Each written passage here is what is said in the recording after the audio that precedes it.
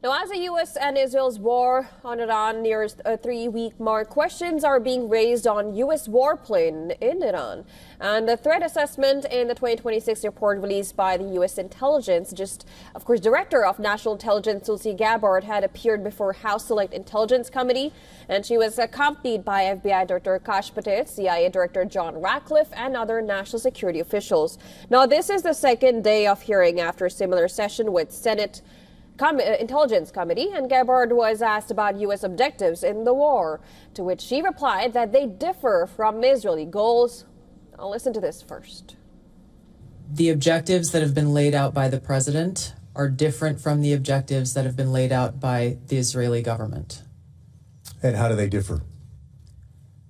We can see through the operations that the Israeli government has been focused on disabling the Iranian leadership and taking out several members, obviously beginning with the Ayatollah, the supreme leader, and they continue to focus on that effort.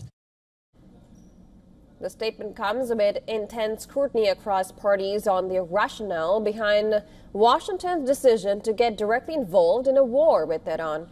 The questions have increased after National Counterterrorism Center Director Joe Kent resigned earlier this week, criticizing U.S. involvement. Announcing his decision 2 days ago, Kent said that Iran posed, quote-unquote, no imminent threat to the U.S. In his letter, he further said that the Trump administration, and I'm quoting again, started this war due to pressure from Israel and its powerful American lobby. Now, the White House had dismissed Kent's letter.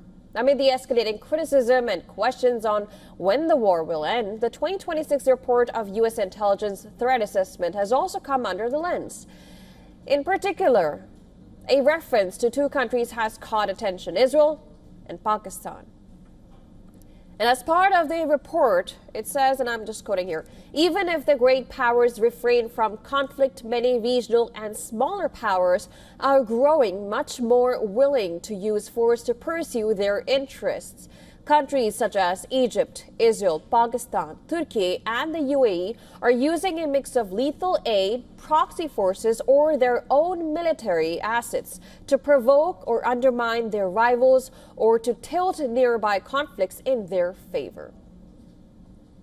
Another part of the report highlights the possible shift in diplomatic ties after the war in Iran ends. The focus is on how countries in West Asia will assess their relationship with Israel.